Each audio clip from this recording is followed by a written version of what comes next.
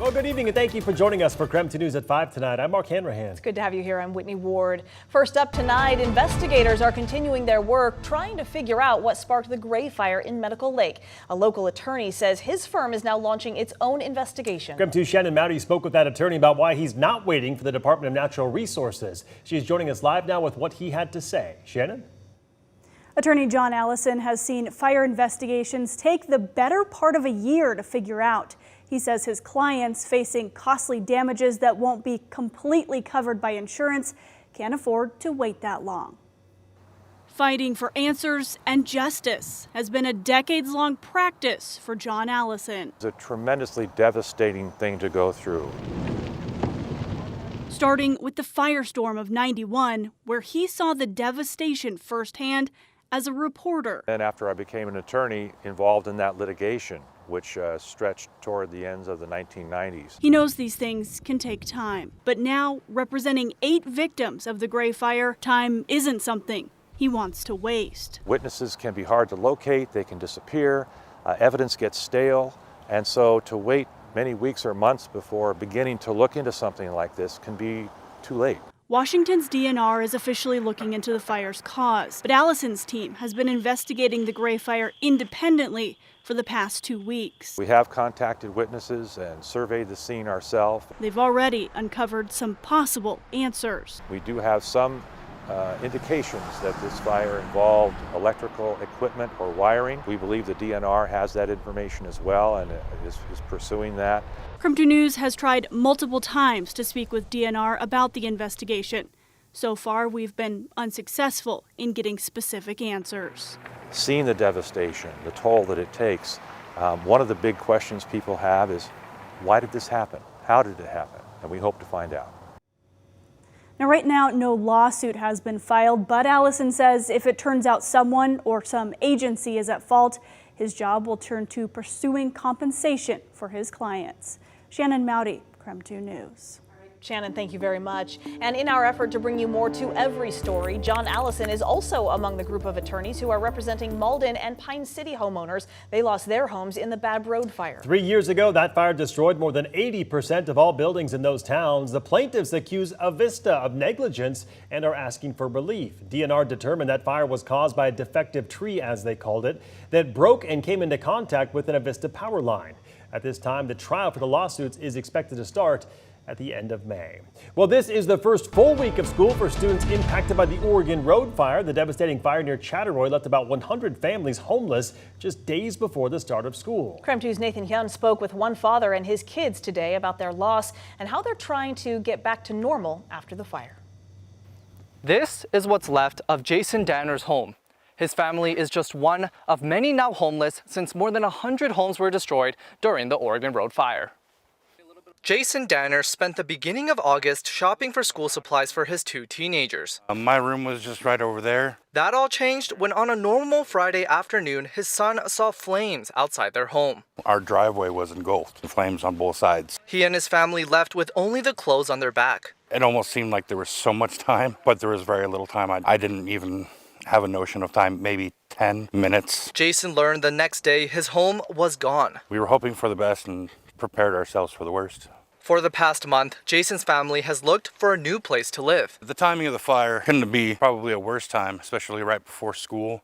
We'd already collected some school supplies. But with school starting, his priority was sending his kids to school by the first day. School's been very good for my kids, giving them some much needed routine, especially after the panic that we had a couple weeks ago. Jason's 2 kids, Trinity and Mason, say they're glad they're back. We can just get out of the house and just do like normal things, and not just staying at home, just thinking about it. I feel a lot better knowing that I have somewhere to be and be closer to school, knowing that I can see my friends. Trinity and Mason are both staying at friends' homes near Riverside. It was an intentional decision Jason made. Important that my kids stay close to school, because that's about as normal as it's going to get for the next 6 months. But even through the hard times, the district has had the Danner families back. They've helped out by just being there. Anytime that I've needed to speak with a teacher, the office, they've understood my situation. Jason hopes to find a temporary place soon. He knows even if it's out of district, Riverside will provide transportation.